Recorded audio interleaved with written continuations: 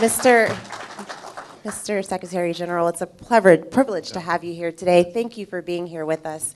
We obviously have a group of employees here with us today. We'd like to offer just a couple minutes for you to answer some additional questions. So we have a couple of mic runners, and we'll just go one at a time and take a couple questions. Open to the floor. Yes. Hello, Mr. Secretary General. Thank you for visiting Lockheed Martin today. My name is Sharon Lee. I'm a senior manager for production planning here in Troy. How do you assess the long-term support of Ukraine, of the NATO alliance?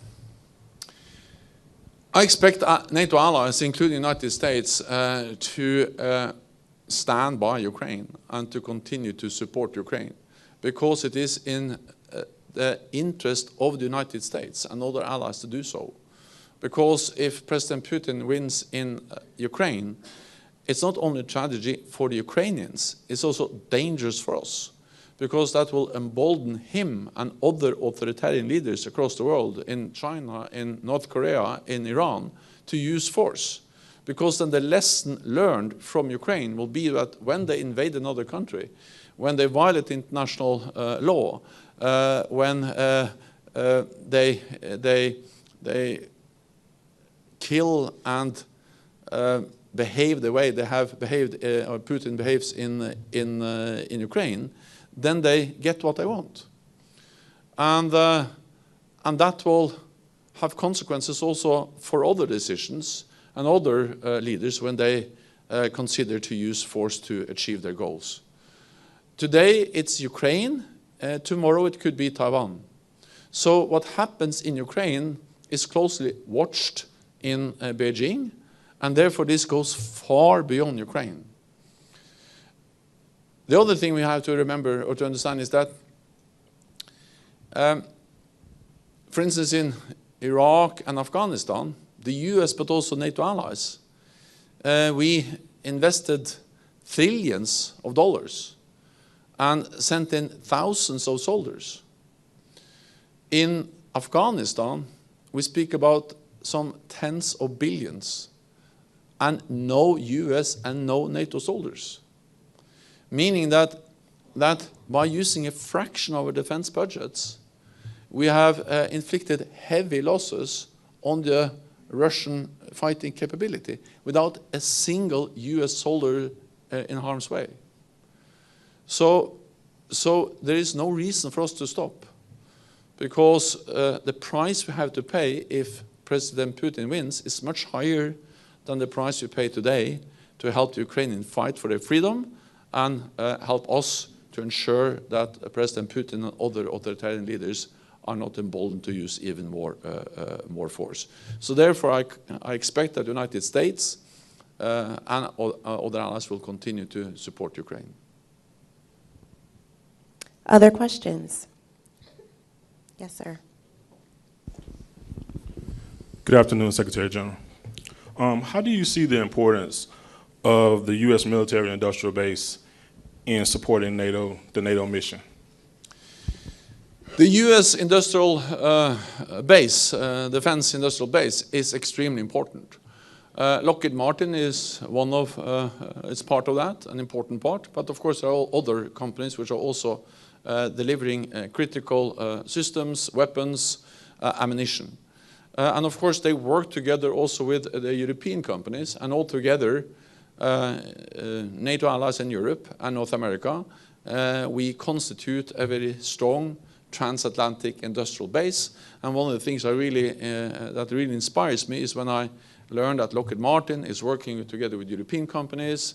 They're investing in the US, but also investing in Europe. So we are actually working across the Atlantic and strengthening each other. The strength of NATO and the success of NATO, the most successful and strongest alliance in history, is that we have always maintained a technological edge. Our systems, our weapons are better than our adversaries.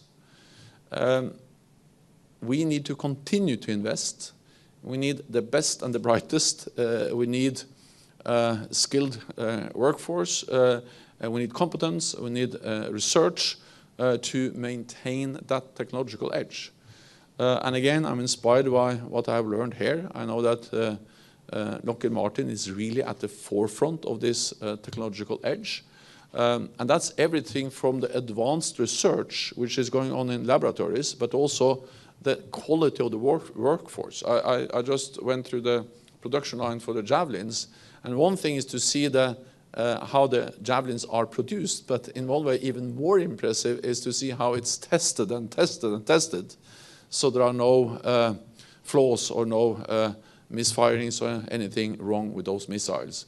So the quality of the workforce, the quality of the products is as important as the advanced research. We need that together. And again, you, the workers, the people, the staff of Lockheed Martin represents that quality and that technological edge, and that's the best of the industrial base we have. We have time for one last question. Yes, sir. Hello, Mr. Secretary General. We met earlier down at the Javelin building, but my name is Ben Smith. I'm one of the production supervisors on the program, and it's been an honor to have you here and introduce you to what we do and introduce you to my team.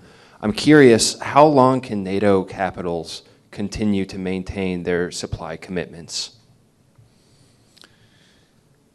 First of all, it has been a great honor, and it's a great honor to be here and to meet with you and to learn more about Lockheed Martin and the different products you are producing and the importance you play in underpinning what NATO does, and that is to preserve peace and deter any military attack against any NATO ally. We have the capacity to sustain the support for years. And we should do it for as long as it takes.